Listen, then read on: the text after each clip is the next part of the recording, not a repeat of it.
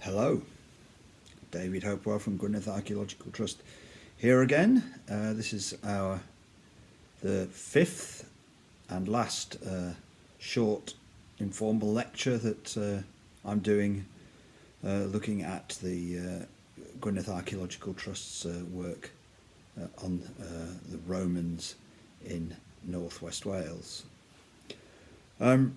Previous lectures we've kind of looked at things very much from the Roman perspective, I think. They left very visible sites in the landscape, and this was, after all, a series of projects looking at the Roman archaeology of northwest Wales.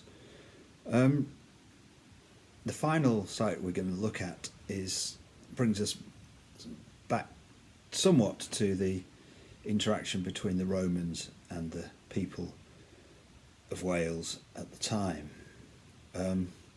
Before the Romans arrived, we sort of talked about this in the first lecture. People were living in roundhouse settlements and were largely farming communities. So I think the site we're going to look at today it tells us some things about the interaction between the Romans and the people of Wales at the time. In the south of England, people were definitely, in the southeast particularly, people were definitely taking up Roman customs, Roman building styles.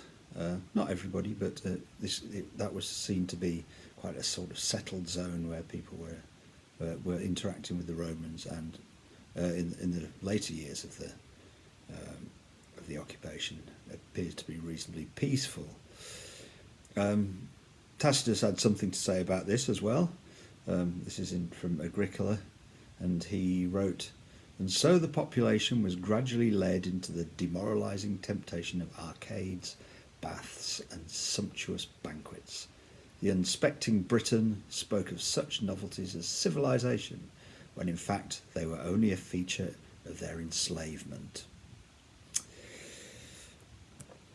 The people of North Wales didn't really go in for that. They were definitely under the thumb of the Romans, but they didn't seem to take up Roman customs to a great extent. So this is a typical plan of a Romano-British settlement. This is Bryn area. One thing that we did find in these kind of excavations, that although they're not taking up a lot of the Roman customs, there was trade going on between the native population and the Romans. So within roundhouse settlements like this and other ones on Anglesey, we tend to find quite a lot of high quality Roman pottery, for instance, Roman coins. So stuff was being traded between the Romans and the local population. So this was perhaps one of the bigger changes that the Romans brought in their long occupation. We're looking at a site called Tai Cochion. This is simply named after the nearest house to where we started work. It was grant aided by Cadw. Again, this is part of the scheduling enhancement programme with some additional funds from the Anglesey AONB. The reason we started working on this site was from the Portable Antiquities Scheme. Local responsible metal detectorist who had great interest in the history of the area brought in a load of stuff from some fields around a place called Tai Cochion, and said people had been metal detecting there for quite a while, and lots of interesting material had come up, mostly Roman. And we looked at things that were published in Archaeologia Cambrensis in the 19th century, and they were finding Roman material back then as well. So there's obviously a lot of stuff coming from these fields, and it was not entirely clear whether this was a rich native settlement or something different. So we got out our trusty flux gate gradiometer and carried out a geophysical survey over the area where they had been finding the Roman material. And lo and behold, there was a lot going on in the fields. So this is adjacent to Tai Cochion house. So this was the first bit we tried, see if anything came up. If I was looking at this and I hadn't got loads of Roman finds from it, I would have said this was a medieval settlement. Something very peculiar going on here for what we normally see in this area. We have quite clearly a road along the middle of it with lots of sort of rectangular fields and paddocks to either side. And if you look really closely, I think you can start seeing that there are some rectangular buildings within these fields. I rather thought that the road was just going to follow the modern road down to the edge of the Menai Strait, but no, it carried on across the fields, the next set of fields, in the land of belonging to Trefarthen, and we can see even more clearly here these rectangular fields and paddocks with buildings in. This is useful. It's worth looking at my interpretation of it. It makes it a bit easier to see, so we can see the first part again there with the road running through the middle, and the second part with paddocks and lots of buildings. So we've got at least 20 buildings in there, and a field system and all kinds of stuff. So very interesting, and not the kind of thing you normally find in North Wales, shall we say. This is zooming in on one of these particular areas. You can see particularly a really nice square small field with a rectangular building in the corner, in this just below the centre, and a very wide looking Roman road. Well, I presume it's Roman at this point, but yes, a Roman road.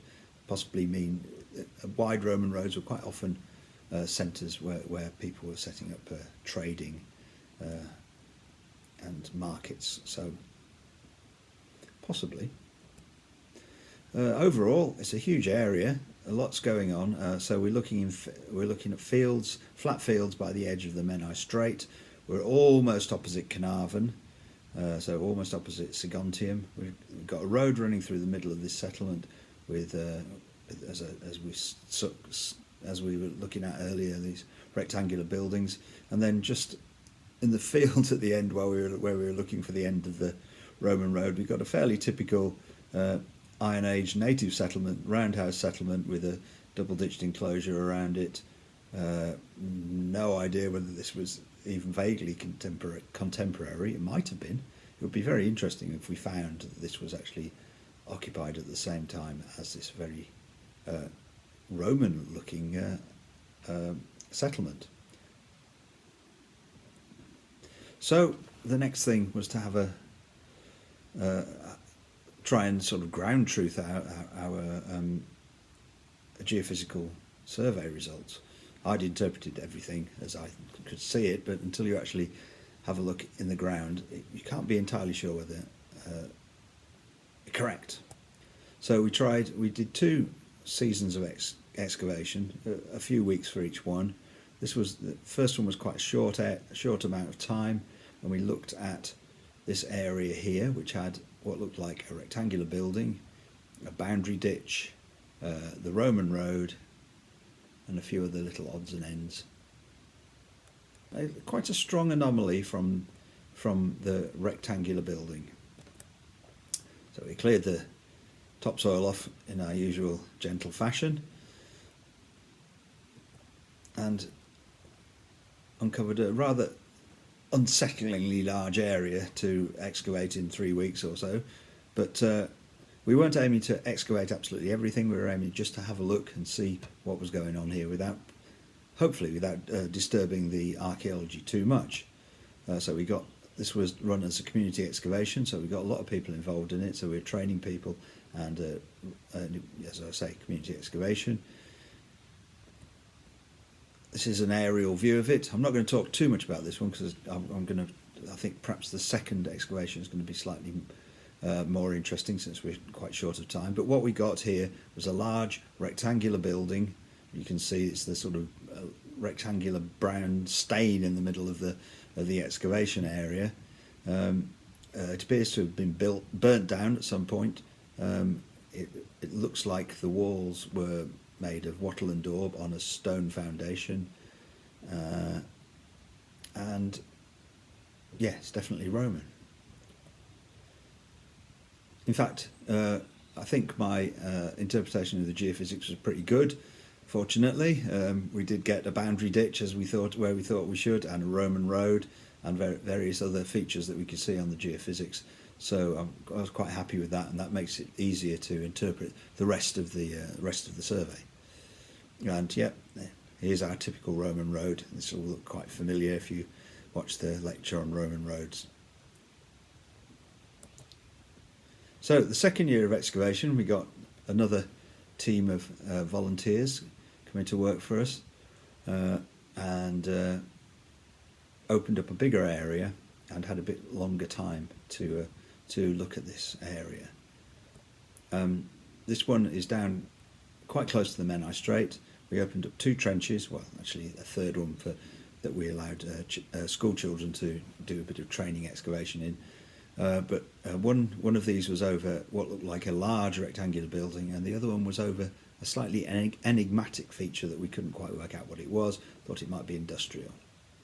So here's our aerial photograph. The trench on the right at the top was the one for the school kids, and then next to that we've got the one where we had this enigmatic feature. I'm not going to talk too much about this. It turned out it wasn't really, well, it was very enigmatic, but it wasn't one single feature. It was a series of large intercutting pits. They're mostly quite shallow. We're not entirely sure what their function was, so I'm not going to discuss that too much. There was a corn drying kiln in there, which was quite nicely preserved. In the other trench, we had a large rectangular building. We stripped off quite a small amount of topsoil from this trench. Some of the stones of the building were actually poking through to the surface, so it's not very far below the ground, and it's quite surprising it survived as well as it did, it being in agricultural ground. This is our trench, and you can see the outline. This is early on in the excavation. You can see the outline of this large rectangular house or building, as we didn't really know what it was at that point. You can see that particularly on the right hand side you've got a line of stones which are the foundations of the wall. That carries on around to the other side. The other side's a bit more complicated. The whole thing had been filled up with small stones, which was after its abandonment, so that's mostly what we're looking at here. We managed to do, we excavated the majority of the building, so after removing the stones we can see that they were sitting directly on, in this case, a bit of flagged floor, and after a bit more work this is pretty much what we came down to. Slightly sunken floor, clay in some places, cobbles, small cobbles, flagged in other places. This is a view of it without lots of people in it, so you can get a bit more of an idea of it. You can see there's a large entrance on the left hand side about halfway down the building, and the whole thing was filled with this sort of this very dark grey material, soil basically, with lots of charcoal in it, lots of Roman pottery. We thought, well, this is going to be great for dating, but it wasn't until at the end of the excavation, when we tried to get some kind of sequence there, we found that the majority of these grey deposits in the interior contained pottery going all the way back from the beginning of the 2nd century right through to the mid 4th century, which is a kind of a weird thing. It's unlikely you would get hundreds of years of pottery in one deposit. So it appears that what I think that grey material is a very mixed up, trampled layer of a mixture of all the different layers that were actually in the building. The building may have been used as something like a pigsty or something like that. So the interior has been trampled by animals or something like that.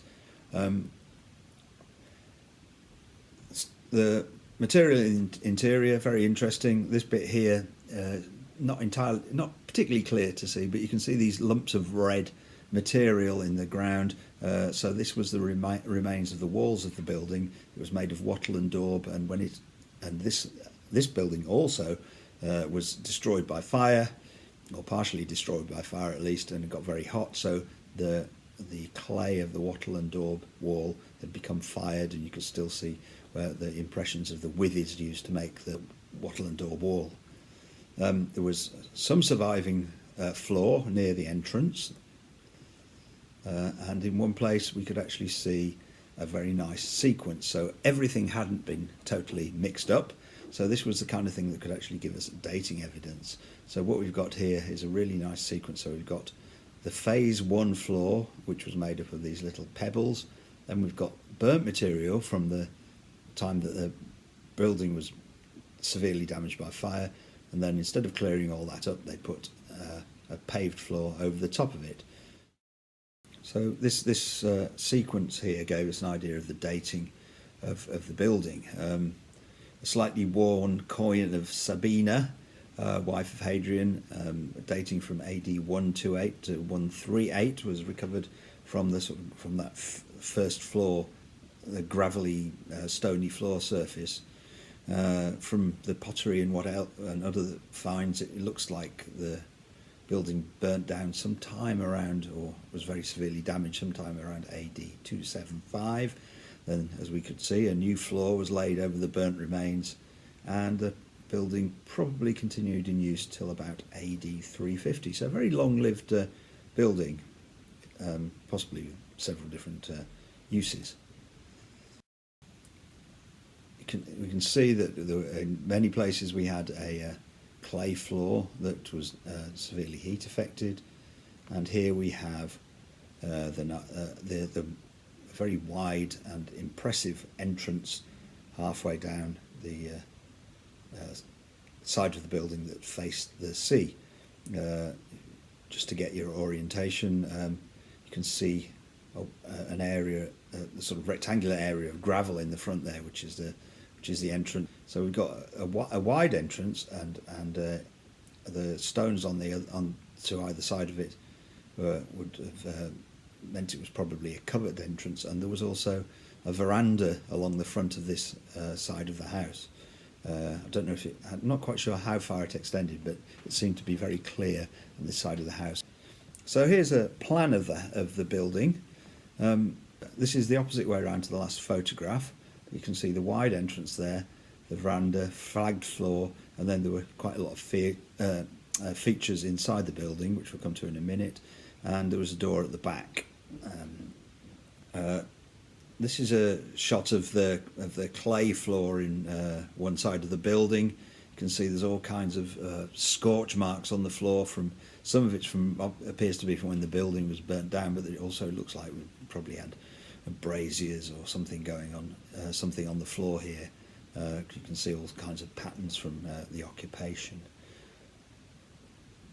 We found quite a number of features set into the floor of the building, possibly they appear to be from the later use of the building. So this is a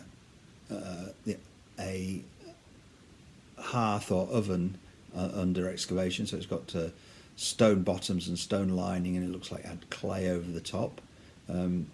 This is it excavated with a raking out hole on the left hand side there. We also found quite a number of querns. They didn't appear to have been in situ. They appear to have been reused in the floor as working surfaces, so it's quite a good example. There was, on this one, actually had another one leaning up behind it. I think it was this one. Other areas we found this is an area of burnt material with lots of little stake holes underneath it. So it's a working area of some kind. This was interesting because when we cleaned it up like this, and then after it had rained, you could see what the burnt material was, and it was these little grains of carbonized spelt wheat. So this looks like there had been a basket or a bag of wheat on the floor when the building was burnt down. It had all got burnt and was preserved. So we've got like a big bag of this stuff, and it actually kind of brings it home It brings you closer to the inhabitants somehow, seeing this sort of detailed evidence for what was going on in there. This was, when analysed, some of this was partly sprouted. They're not quite sure whether it was just hadn't been kept very well, or whether they were actually deliberately doing that and they were making beer. Other things that we could see that we found on the floor. This was a pot in a little hollow on the ground, so it was in a pot stand to stop it from falling over. A stone had fallen off the wall when the building collapsed and landed on top of it, so when we lifted up the stone, the pot was underneath it. That's kind of I think it was probably a storage jar. That, and other places we could see little hearths with rings of stake holes around it. This is that corner of the building from aerial photographs taken from a pole cam. You can see the back door just to the right at the bottom there. So that's the wall of the building, and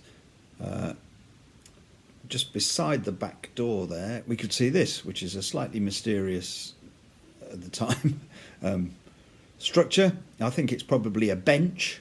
So it's made of, we've got all these edge set limestone slabs, and it probably had more slabs or wood on the top of it. So this is a fairly typical thing that you might find in this type of Roman style house.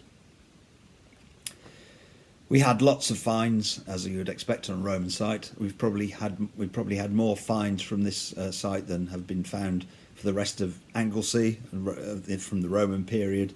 2,730 finds from the 2012 dig alone. This is Sarah who processed them. This is the kind of thing we were finding. This is a black burnished ware vessel made in Dorset. This is part of a mortarium, so this was a big flat dish with grits set into the bottom that was used for grinding up food. Lots of high quality tableware. This is Samian ware from Gaul. A particular nice bit here, we found two pieces of the base of this vessel in different parts of the site, but when you could put them together and we could see the stamp of the maker, who was Lupercus, a pottery at Rheinshaben between AD 140 and 160. So this is the kind of thing that we need for our dating evidence, so very useful to see all this kind of stuff. Coins, there were quite a lot of coins cropped up. This was the earliest one from the reign of Trajan. I think this probably predated the settlement. It's quite worn, so I suspect it had been kicking around in somebody's bag or pocket for a while. The last one is a telling coin, and if we're getting too fond of the Romans, perhaps we should have a look at this one. This is the latest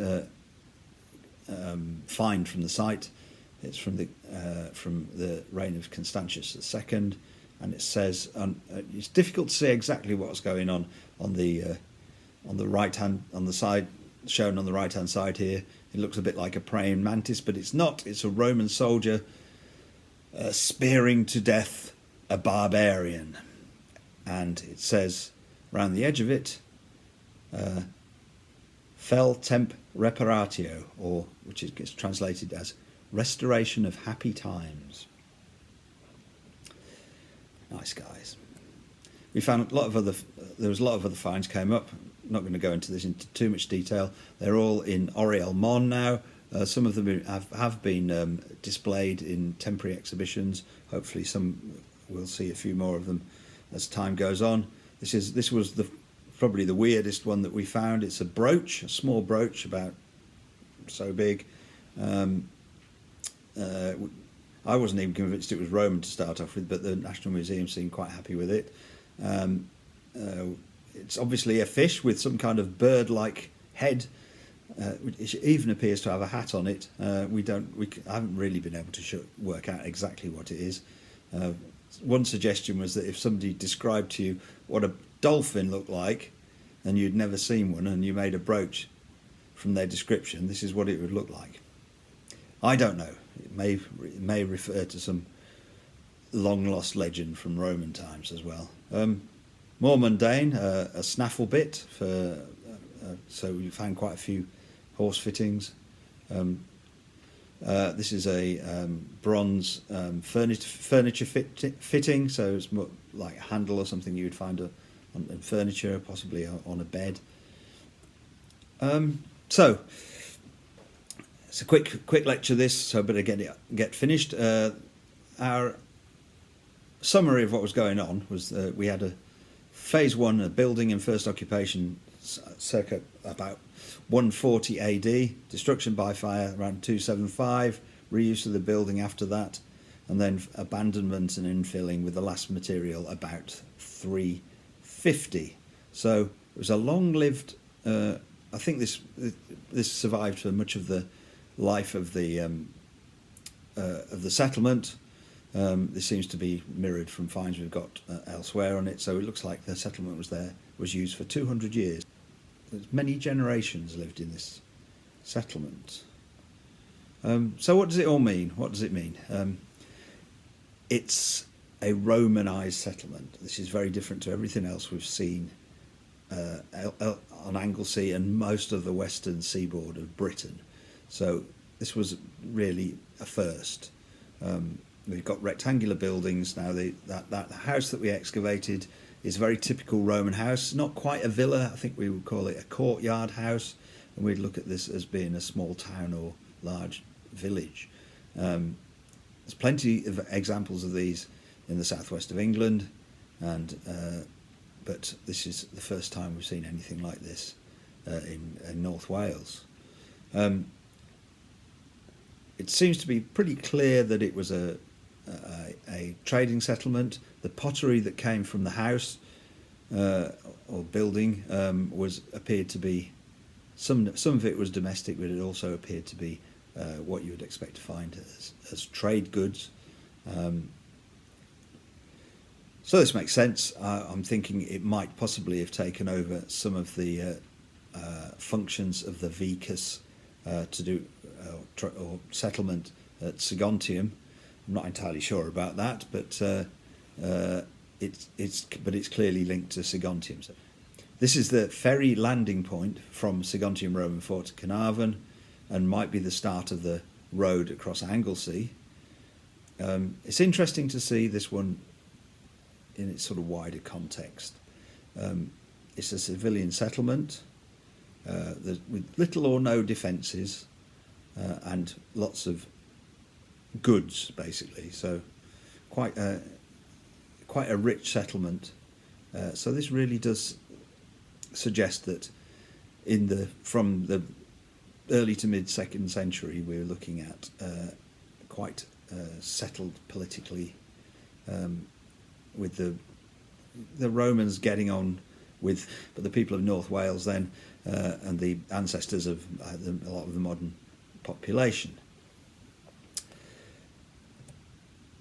It has been suggested in the past that you could split Britain quite clearly into a militarised zone in the Roman period in the north and the west, and a Romanised area in the southeast, which is reasonable in some ways.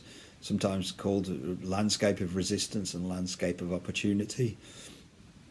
Clearly, we're not looking at that all the way through the Roman period. What we're seeing, Tai Cochion really shows us that the Romans were trading and administrators to some extent. I mean, obviously the people were still under Roman rule, but there were not lots of Roman soldiers all over the place. It looks like they were trading and collecting taxes. Martin Millet's described, instead of a landscape of resistance, as a landscape of mutual indifference, which I think is quite good. It looks like the local population traded and did what they had to do with the Romans, but didn't take up Roman customs to anything like the extent of what you're seeing elsewhere in southeast of Britain anyway. One thing that is worth bearing in mind as well when we're looking at this is we haven't found everything that we're going to find, and stuff is coming up all the time that is changing our perception of what was going on in the Roman period or Romano-British period in North Wales. A recent discovery by Toby Driver down in not far from Aberystwyth of a villa, a Roman villa, which is another thing that you're not normally expecting to find in North Wales, suggests that there are some interesting anomalies in Romano, British and Roman North Wales, and that there was some Romanisation going on of the local population or people settling from the forts or whatever. So yes, it's an interesting subject, and interesting to see what comes up in the near future, or the distant future for that matter.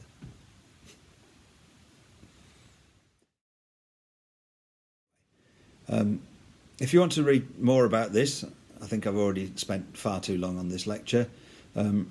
It was published in Archaeologia Cambrensis in 2016, a Roman settlement at Tai Cochion, Llanidan on Anglesey. This has got lots of detail in it, and descriptions of all, and catalogues of all the finds and all that kind of stuff. So very an interesting read. The site, people always ask what happens to these sites when we've finished. It was a farmer's field, and still is a farmer's field, so we put some